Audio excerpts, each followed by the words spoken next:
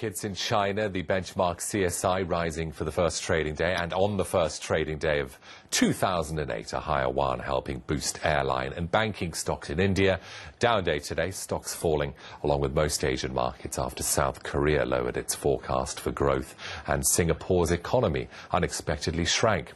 Here are some of the top stories we're watching in other emerging markets. Merrill Lynch says that Pakistani stocks are cheap and still worth holding. The market has fallen because of the political uncertainty following the assassination of former Prime Minister Benazir Bhutto. But Merrill thinks the killing is, quote, largely irrelevant to the economy and that it's the economy that really moves the stock market. Pakistani authorities are set to announce today whether to postpone presidential elections.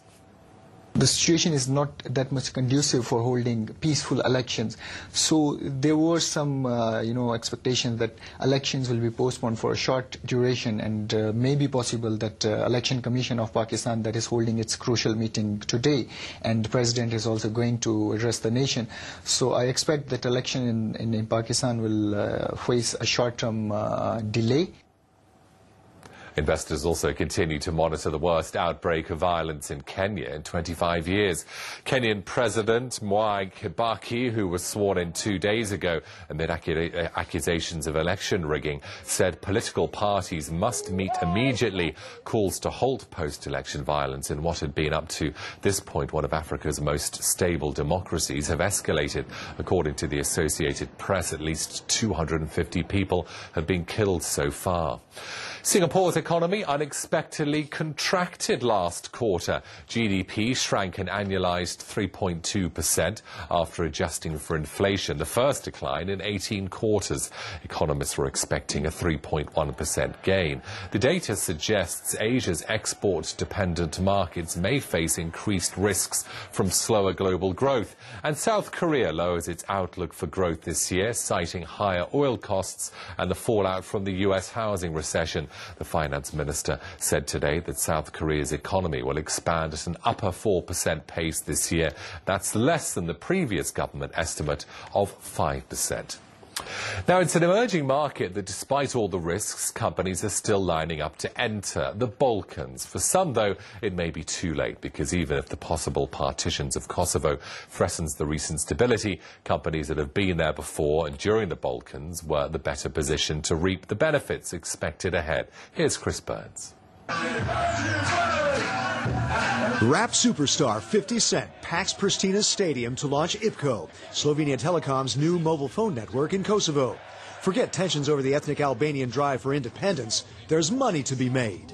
We believe that the periods that were dangerous for investors are already behind us. Across once war-torn former Yugoslavia, more than 25 million consumers with pent-up demand have companies preparing for a region of landmines to turn into a booming gold mine. If you can see maybe the Kosovo question settled, if you see the Bosnian question settled, could you see a boom ahead for that? Yes, definitely yes, because the potential is much larger than the reality shows now.